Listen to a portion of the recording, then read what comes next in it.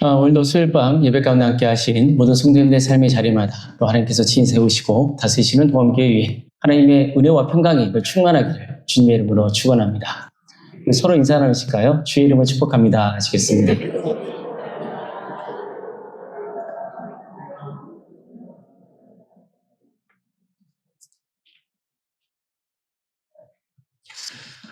오늘부터는 사순절 기간입니다. 사순절은 잘 아시는 대로 예수님의 십자가 사건을 통해서 그분이 당하신 고난의 의미를 되새겨보는 기간입니다. 오늘 본문도 마찬가지입니다. 마태복음 26장은 본격적으로 예수님께서 십자가의 길을 가는 과정을 전하고 있습니다. 먼저 예수님은 제자들에게 이틀이 지나면 유월절이 올 것이고 내가 십자가에 못 박히기 위해서 팔리게 될 것이다. 이런 말씀을 전해주십니다. 실제로 그 즈음에 대제사장과 장로들이 모여서 예수님을 죽이려는 모의를 꾸밉니다. 하지만 혹시 6월절에 사람들이 이제 많이 모이니까 그때 예수님을 잡아들일 경우 큰 소동이 날 것을 우려해서 6월절 명절에는 죽이지 않기로 하죠. 그들은 예수님이 백성들에게 끼친 영향력을 무시할 수 없었던 거예요. 그 당시에는 예수님을 따랐던 무리들이 꽤 있었다고 볼 수 있습니다. 자, 우선 이 장면을 보면 6월절이 나오잖아요. 6월절은 이스라엘 백성들의 출애굽 사건과 관계가 있죠. 하나님께서는 이스라엘을 애굽에서 구원하시기 위해서 애굽 땅에 몇 가지 재앙을 내립니까? 10가지 재앙을 내리잖아요. 그 중에서 마지막 10번째 재앙이 뭐예요? 애굽 땅에 처음 난 모든 것을 다 거둬가는 거잖아요. 단 이스라엘 백성들에게는 그 재앙에서 벗어날 수 있는 방법을 가르쳐 주시죠. 어떻게 하라는 거예요?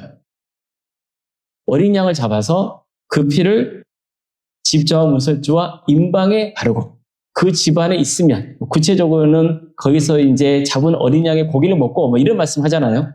핵심이 뭐냐면은 어린 양의 피가 발라져 있는 집 안에 머물러 있으면 산다는 거예요.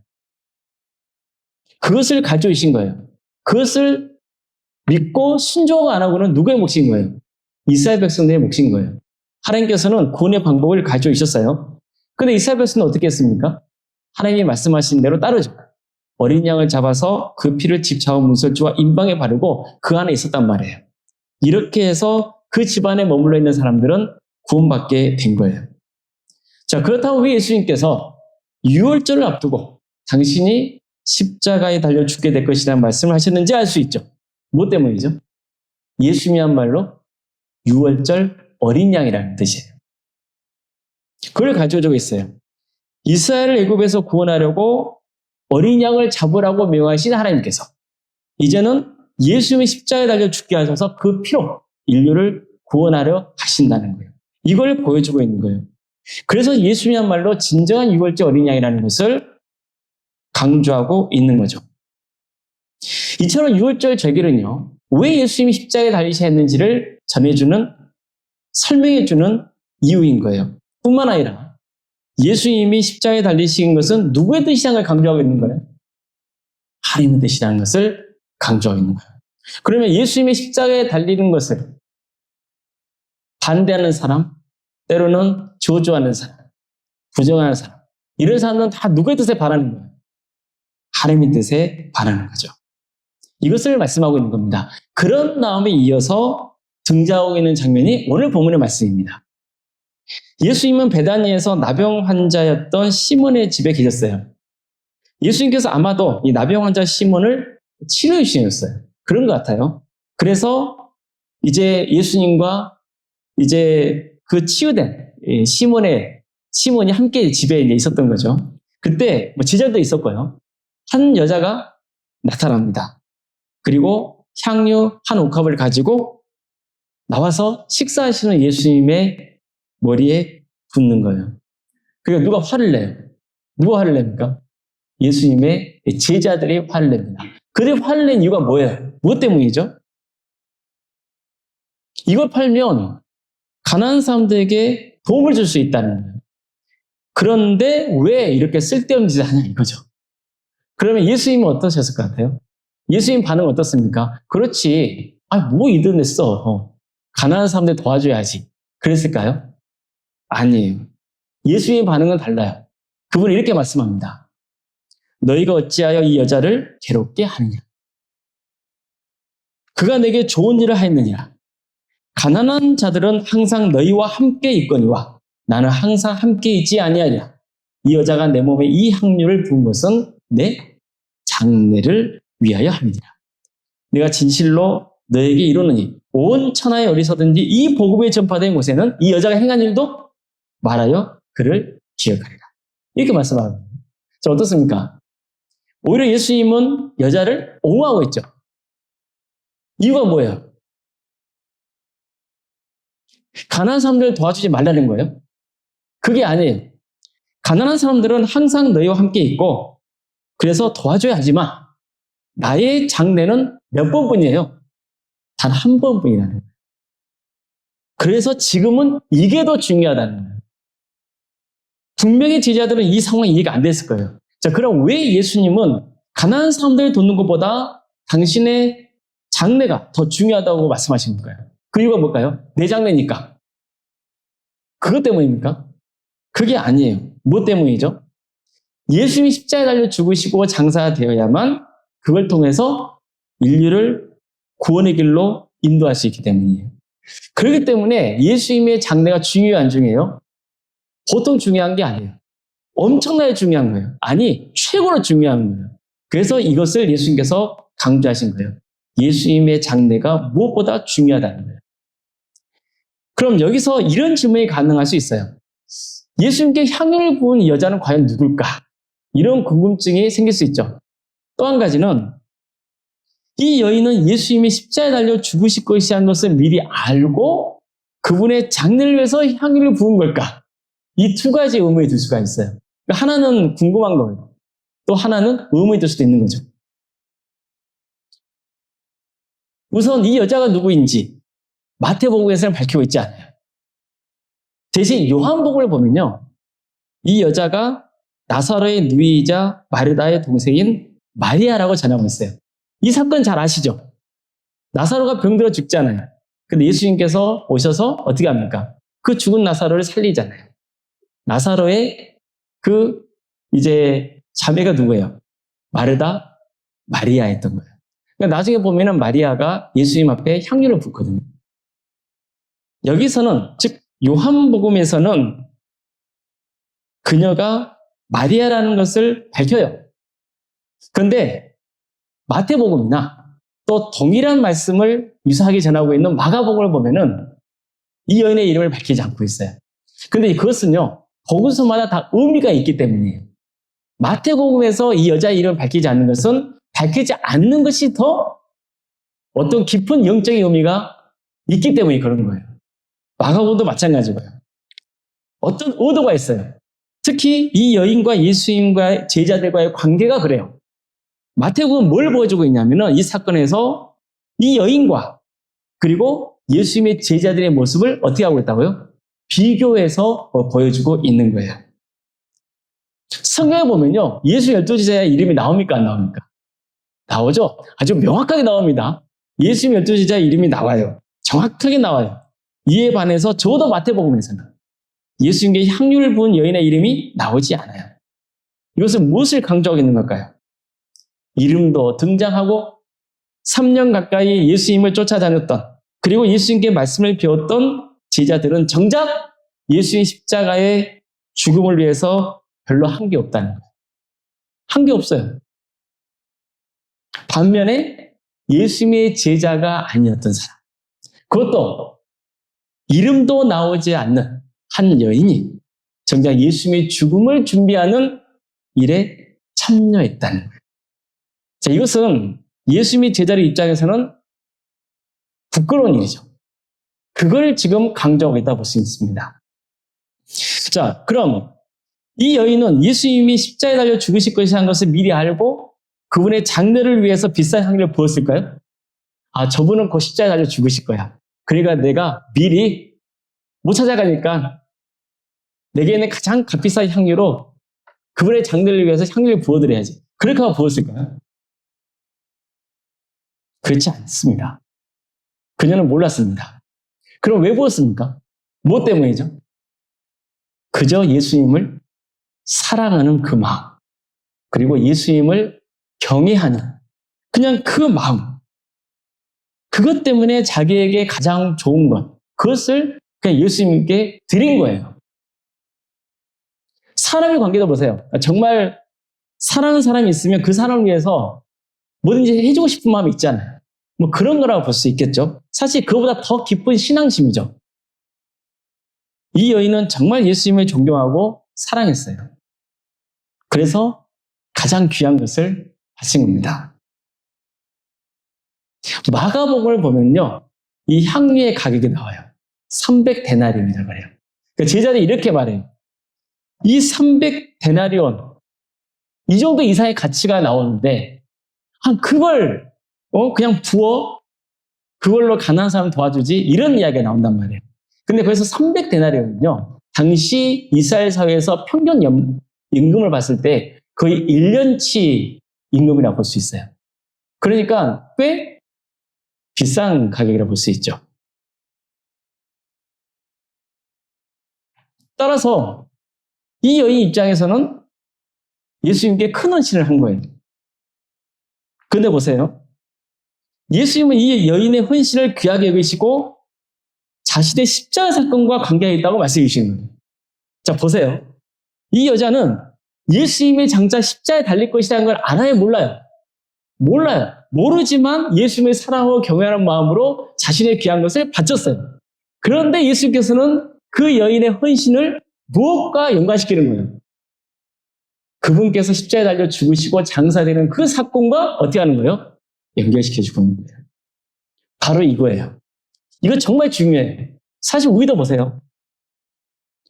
우리 예수님 사랑합니까? 사랑하지 않습니까? 사랑하죠. 그래서 주님을 나름대로 사랑하는 마음으로 이런저런 일에 참여를 하는 거예요. 사실 여러분들 교회에서 봉사하고 섬기고 하는 거, 주님을 사랑하는 마음이 있기 때문에 하는 거거든요. 그래서 이런저런 일을 하는 거예요. 그런데도 보면 가시적인 열매가 보이지 않을 때 실망하기도 해요. 어떨 때는 낙심이 돼요. 또 내가 하고 있는 일이 과연 맞나? 그럴 수도 있단 말이에요. 나는 뭔가 헌신을 하는데 이 헌신이 과연 어떤 좋은 영향이 있을까? 정말 의미 있고 가치 있는 것일까? 그럴 수 있잖아요. 그런데 본문이 우리에게 가르쳐주는 건 바로 그거예요. 이걸 질문하고 있는 거예요. 너 주님 사랑하니? 이거예요. 나를 사랑하는 마음을 섬기고 있니? 예수님께서 이 질문을 하고 있는 거예요. 그렇다면 주님께서는 그 사랑의 마음을 보시고 그가 하는 일을 통해서 역사하신다는 거예요. 그러니까 그 섬김은, 헌신은 예수님께서 기뻐하시고 그 헌신을 통하여서 하나님의 구원 역사에 그 사람을 동역자로 부르시고 그가 행하는 일을 통해서 열매 맺게 하신다는 것을 말씀하고 있는 거예요. 이건 정말 귀한 교훈이에요. 주님을 진정으로 사랑하는 마음으로 섬기는 일을 주님께서는 인정해 주시는 거예요. 그 여인이 부었던 그 향유옥화, 그것은 여인에게는 그냥 예수님을 사랑하는 마음, 존경하는 마음, 정말 경외하는 마음을 했지만 예수께서 어떻게 하신 거예요? 그거야말로 나의 장례를, 즉 나의 십자가의 사건에 동참하고 있는 일이다. 이렇게 예수님께서 칭찬해 주신 거예요. 예수님 베드로에게도 물으시잖아요. 요한아 아들 시몬아, 내가 나를 이 사람보다 사랑하느냐고 그러시잖아요. 그랬을 때 예수님께서는 뭐라 하십니까? 내 양을 먹이라, 내 양을 치라 하시잖아요. 그러니까 중요한 것은 뭐라는 거예요? 내가 어떤 일 하는 것보다 더 중요한 것은 내가 정말 주님을 사랑하는 마음을 하고 있느냐, 주님을 경외하는 마음으로 그 일을 하고 있느냐, 그게 중요하다는 거예요. 그렇게 하면은 때로는 내가 고민이 될 수도 있어요. 일이 정말 의미가 있을까? 가치가 있을까? 열매가 있을까? 근데 주님께서 뭐라 말씀하시는 거예요? 열매가 있다, 의미가 있다, 가치가 있다, 이 말씀을 하시는 거예요. 그래서 중요한 건 뭐예요? 내가 어떤 일을 하는 것보다 중요한 것은 내 마음 중심이 주님을 사랑하고 있느냐, 주님을 경외하고 있느냐, 그게 중요하다는 거예요. 그 중심만 확보하면 내가 행하는 어떤 일이 그게 사소해 보일지 몰라요. 그걸 통해서 주님께서는 역사를 이루어 가신다는 것을 말씀하고 있는 거예요.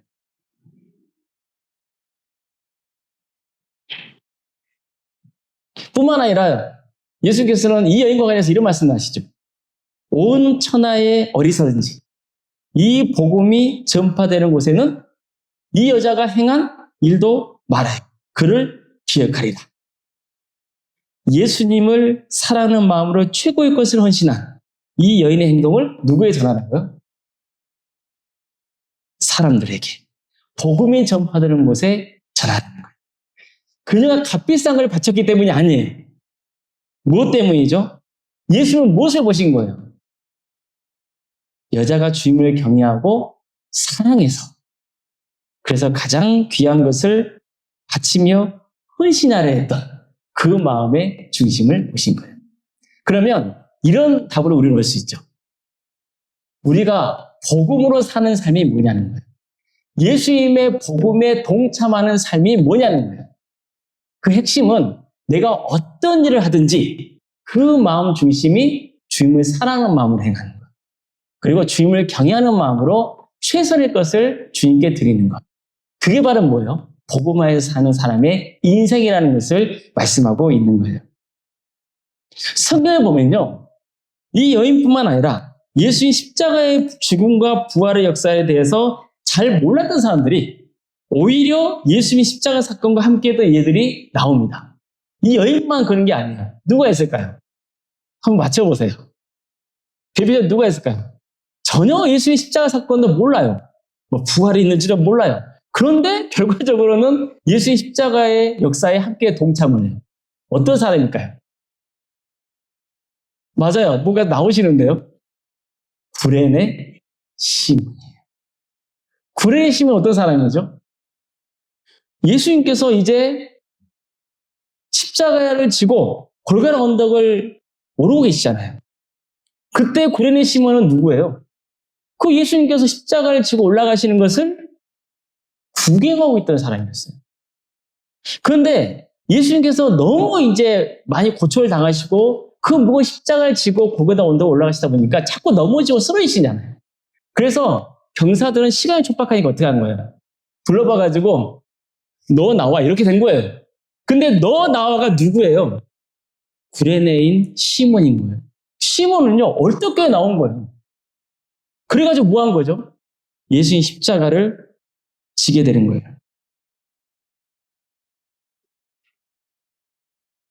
얼떨결에 예수님의 십자가 사건에 함께한 그 사람이 되고 성경에 그 이름이 나오는 거예요.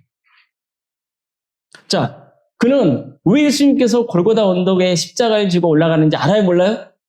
몰라요. 아마도 이랬을 거예요. 아, 저 사람은 정말 큰 죄를 지었나 보다. 파렴치한 죄를 지었던지 아니면 당시에 십자가는 로마 정치범들이 지었던 거 그런 죄를 지었던지 그랬을 것이다. 그랬겠죠. 그런 구경꾼에 불과했어요. 그런데 어쩌다가 잘못해가지고 제대로 걸려가지고 어떻게 하는 거예요? 그걸 하게 된 거예요. 그런데 보세요. 다시 강조하지만 그는 어떤 사람이 이제 된 거예요? 예수의 십자가를 대신 졌던 사람이 된 거예요. 그래서 지금도요. 예수의 십자가를 대신 진 사람의 상징은 누구예요? 대표적 인물 그러면은 구레네 시몬이에요. 구레네 시몬을 언급하거나 생각할 때마다 항상 우리도 무엇을 되새게 되냐면은 아, 나도 구레네 시몬처럼 예수의 십자가를 대신 져야 된다. 그것을 깨닫고 나는 거예요. 그러니까 신앙에 큰 도전을 주는 사람이 돼버린 거예요. 자기가 원한 거 아니에요. 근데 그렇게 됐어요. 비록 그가 원한 건 아니지만 그는 이런 대표적인 존재가 된 거예요. 이걸 보면 구레네 시몬으로서 큰 은혜를 입은 거죠. 여기서 우리는요. 또 한 가지 신앙생활에서 큰 교훈을 얻을 수 있어요. 그게 뭐겠어요? 자, 우리는 이미 예수의 십자가의 의미와 부활을 알고 있나요? 모르나요? 알고 있습니까? 모릅니까? 알고 있다고요? 사실은 완전히 모릅니다. 저도 수없이 예수님의 십자가의 이야기, 부활의 사건을 전하고 있지만 그러나 저는 아직 부활을 체험하지 못했어요. 언젠가 부활한가에 참여할 것을 기대하면서 믿고 사는 거죠. 예수님 십자가의 사건이 주는 의미와 교훈, 그게 어떤 영향을 끼친지는 알아요. 말씀을 통해서. 그렇다고 해서 그 십자가의 그 크신 하나님의 은혜를 우리가 어떻게 온전히 다 알겠어요? 그 크기와 그 깊이를 어떻게 다 우리가 헤아릴 수 있겠어요? 그건 모르는 거예요. 그런데 우리 역시 구레의 시몬처럼 잘 몰라도 뭐 해야 되는 거예요? 십자가를 져야 되는 거예요. 모든 걸 다 알아서 지는 게 아니에요. 모든 것을 다 깨달아서 십자가의 그 고난의 길에 동참하는 거 아니에요. 그런데 중요한 건 뭐냐면 십자가를 지면서 살아갈 때 내가 그 십자가의 은혜를 더 깊이 깨닫게 된다는 거예요. 그리고 믿게 되는 거예요. 내 신앙이 자라게 되는 거예요. 주님께서 오르신 그 골고다 언덕길에 동참하게 되는 거예요. 이게 얼마나 귀한 은혜이고 헌신인지 몰라요.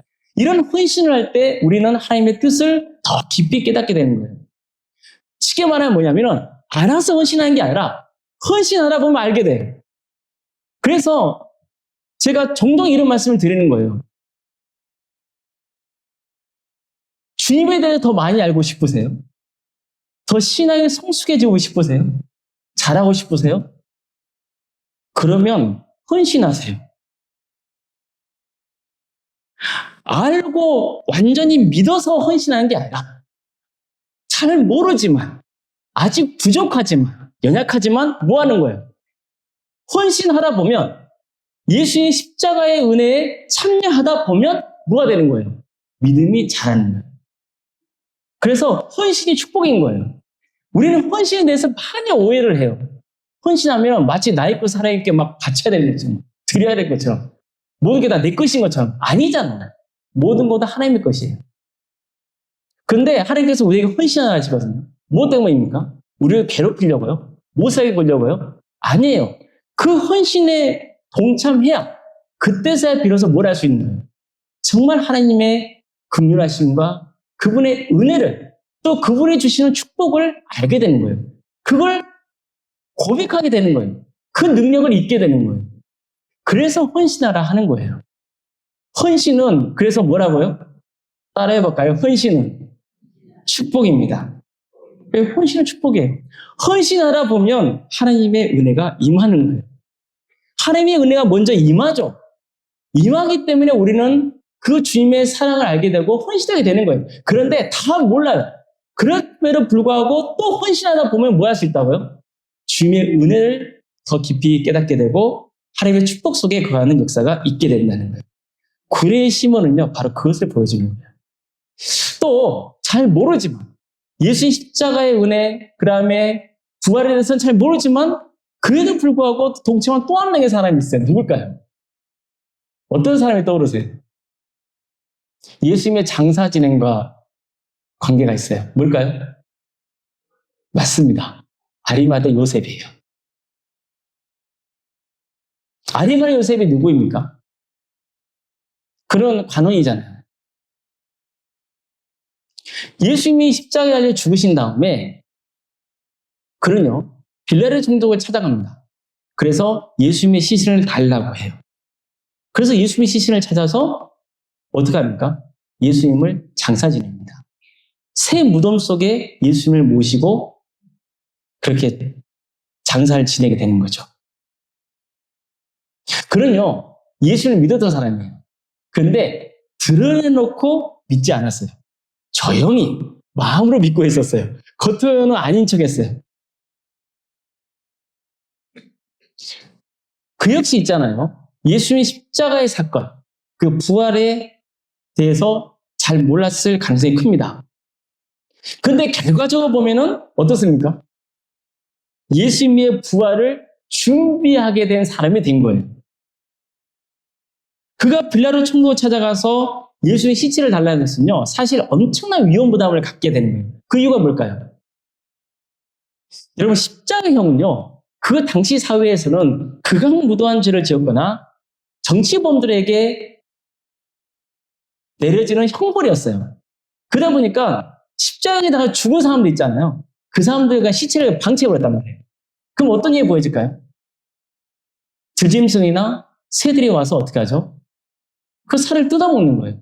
그렇게 놔뒀어요. 그냥 그 죽음 자체도 뭐예요? 저주예요. 뭐 곱게 모셔서 뭐 장사 지내고 그런 거 별로 없었단 말이에요. 십자가라는 것은 살아있을 때도 사람들에게 엄청난 모욕감을 주고 고통을 안겨주고 죽어는 가서도 마찬가지예요. 죽은 다음에도 뭐예요? 죽은 다음에도 끝까지 모욕을 남기는 행벌이었던 거예요. 그런데 아리마대 요셉이 그걸 알아요, 몰라요? 아는 거예요. 그렇기 때문에 위협을 무릅쓰고 자신의 명예를 혹시 실추된 게 있다 할더라도 어떻게 하는 거예요? 빌라도 총독을 찾아가서 시체를 요구했던 거예요. 그래서 예수님을 장사 지냈던 겁니다.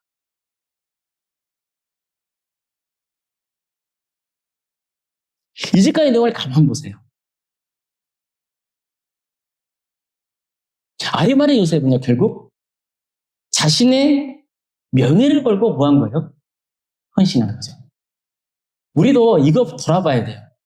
우리가 신앙생활 할 때 내 명예를 지키고 신앙생활 하는 것인지 아니면 내 명예가 중요한 것이 아니라 예수님의 명예를 더 중요하게 여기는지 그걸 돌아봐야 돼요. 아리마대 요셉은 예수님께서 십자가를 죽기 전까지는 조용히 신앙생활했던 사람이에요. 예수님을 믿고 신뢰했어요. 그런데 사실은 예수님이 십자가에 달려 죽으셨잖아요. 그러면 그건 끝이거든요. 사실 예수님의 제자를 보세요. 다 도망쳤잖아요. 숨었잖아요. 그런데 아리마대 요셉은 뭐 한 거예요? 예수님의 시신을 어떻게든 모셔서 장사 진행한 거예요. 뭐 때문이라고요? 자신의 명예가 실추되고 더럽히고 다른 사람들의 조롱을 당하는 한이 있더라도 어떻게 한다는 거예요? 예수님의 명예를 지켜내고 해요. 이게 아리마대 요셉의 신앙입니다. 자, 이제까지 한번 내용을 다 정확히 보십시다. 예수님의 머리에 향유를 부었던 여인, 얼떨결에 어쩔 수 없이 예수님 십자가를 대신 져야 했던 그 구레네 시몬, 그리고 자신의 명예를 걸고 예수님의 시체를 요구하고 예수님의 장사 지냈던 아리마대 요셉. 이 사람들은 다 모두가 예수님의 십자가 죽음에 동참했던 사람이죠. 반면에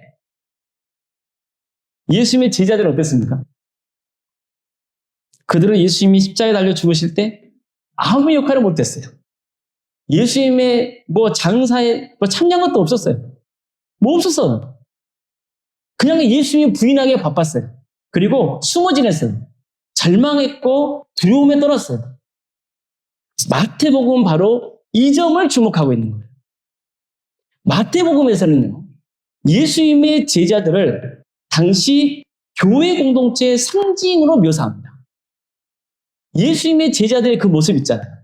그 모습이 어떤 모습이라고요? 당시 초대교회, 즉 마태가 지냈던, 살았던 시대의 교회의 모습을 상징하고 있는 거예요. 그럼 보세요.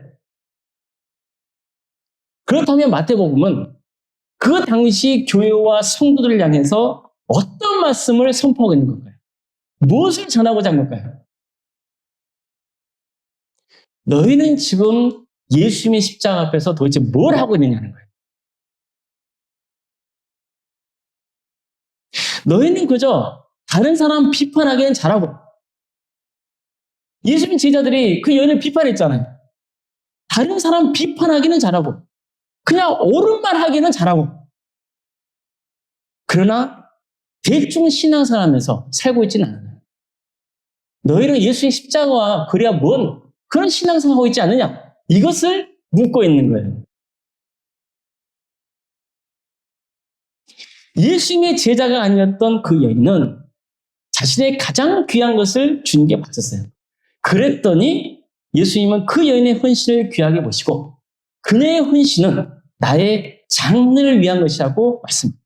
뿐만 아니라 복음이 전파되는 곳에서는 이 여인의 헌신도 어떻게 하라고요?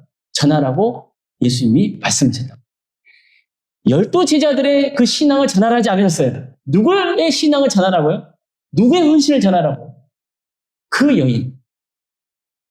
그 여인의 헌신을 전하라고 말씀하신 거예요. 구레네 시몬? 그런 어떤 사람이에요? 예수님이 왜 십자가의 고난을 당해야 되는지, 왜 저렇게 골고다 언덕을 향해서 십자가를 지고 가고 있는지 알아요, 몰라요? 몰라요. 몰랐지만 그는 예수님의 십자가를 대신 졌단 말이에요. 그가 원한 건 아니에요. 억지로 진 거예요. 그러나 그는 예수님의 십자가를 대신 진 거예요. 너희는 과연 구레를 심은 만큼 하냐 이거예요. 이건 어떤 질문이에요? 너는 예수님의 십자가의 고난의 의미를 알고 있지 않느냐? 누구 때문에 십자가를 졌는지를 알고 있지 않느냐는 거예요. 그럼에도 불구하고 너를 지고 있니? 십자가를 지고 있니? 그것을 마태복음은 묻고 있는 거예요. 쉽게 말하면 뭐예요? 너희는 구레의 시험만도 못한 놈들이라는 거예요. 아리마대 요셉은 뭡니까? 자기의 명예를 걸고 예수님의 시체를 당당히 요구했어요. 그래서 예수님의 장례를 치러드릴 수 있었던 거예요. 마태복음은 묻고 있는 거죠. 너희는 교회 다니면서 세상의 명예를 추구하고 있지 않니? 너희의 명예가 중요하니? 주님의 명예가 중요하니? 너희의 이름을 높이는 게 중요하니? 아니면 예수님의 이름을 높이는 게 중요하니? 이것을 묻고 있는 거란 말이에요. 자, 그럼 우리는 어떻습니까? 우리는 이미 예수님이야말로 유월절 어린이아이라는 것을 알아야 몰라요. 왜 모른 척 하세요? 알잖아요. 우리는 알아요. 완전하게는 몰라요. 그렇지만 우리가 충분히 예수님의 십자가의 의미와 그 십자가를 바라봐야 될 이유, 그리고 왜 예수님을 믿어야 되는지는 알아요.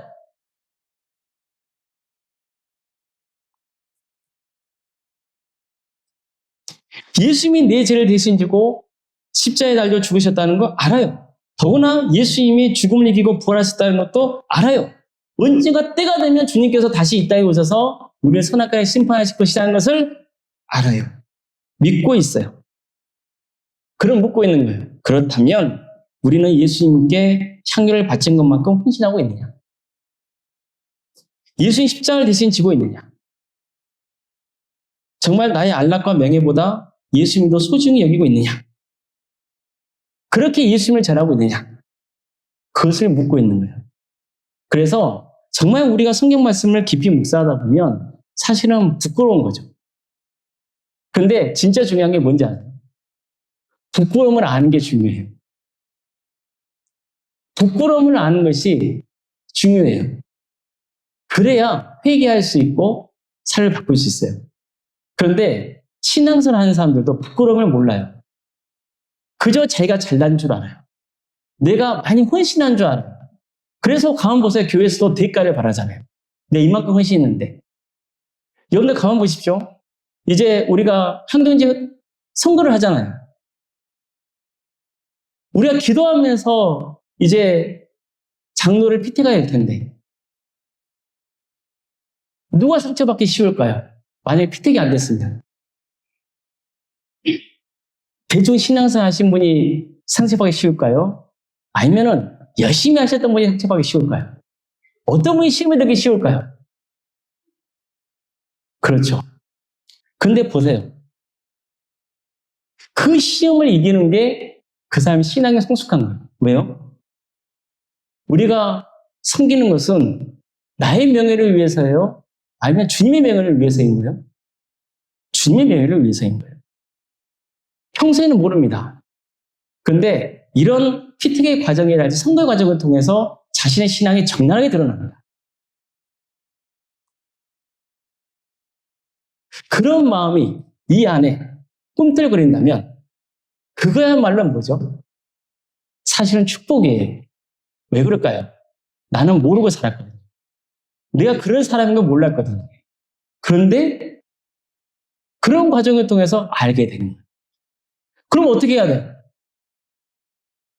시험에 들었으니까 계속 시험 보고 있을 거예요? 아니잖아요. 어떻게 해야 되는 거예요? 아, 내가 이 정도밖에 안 되는구나. 그걸 깨닫고 다시 뭐 해야 되는 거예요? 다시 바닥부터 시작해야죠. 바닥으로 내려가야죠. 맞아져야죠. 그런데 바로 그게 뭐가 되는 거예요? 하나님의 축복이 임하는 복된 자리가 되는 거예요.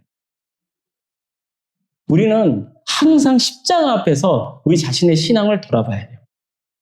나는 정말 주님을 사랑하고 경외하는 마음으로 헌신하고 있느냐?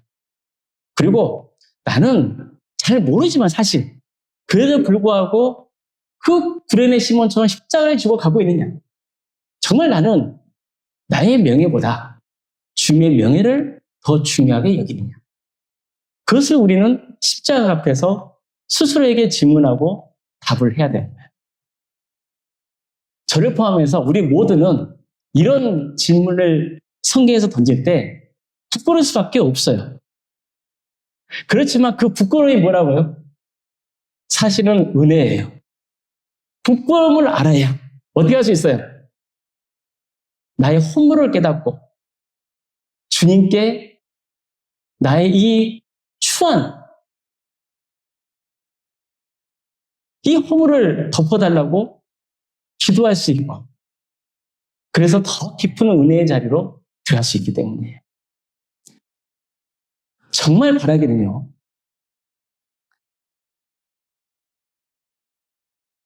어느 누구도 시험에 들지 않기를 바라요. 근데 시험에 들었다.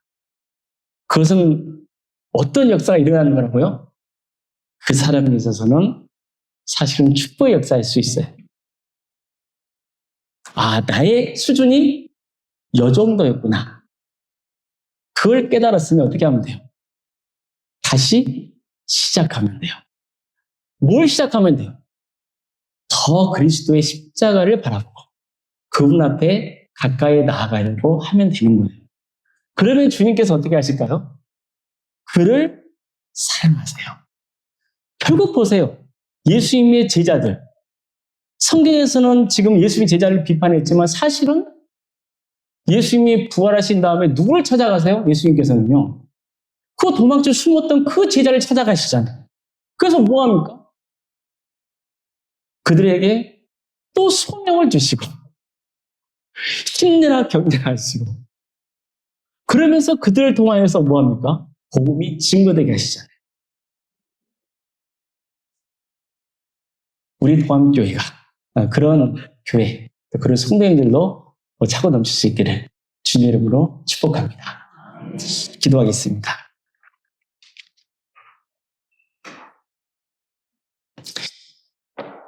사랑의 하나님, 예수 그리스도의 십자가 앞에 우리가 부끄러운 마음으로 섰습니다. 우리가 신앙생활 한다고 하지만 십자가와는 너무나 거리가 먼 그런 형식적인 종교생활에 안주하고 있는지 아닌지 오늘 말씀을 통해서 반성하고 회개합니다. 주께로 더 가까이 주님의 십자가 앞에 우리가 섰을 때 얼마나 부끄러운 신앙생활인지를 깨우쳐 주셔서 감사드립니다. 그 부끄러움을 알기에 더욱더 우리는 주님의 은혜를 의지합니다. 우리의 허물을 덮어달라고 주님께 간구합니다. 주님, 우리를 용서해 주시고 우리의 허물을 덮어주시고 우리를 통하여서 이 미천한 자리를 통하여서 하나님의 역사가 일어나고 또 우리는 그 역사에 동참함이 기쁨이 되고 감사가 되는 그런 삶의 길을 가게 하여 주시옵소서. 그렇게 하신 예수님의 이름으로 기도드리옵나이다. 아멘.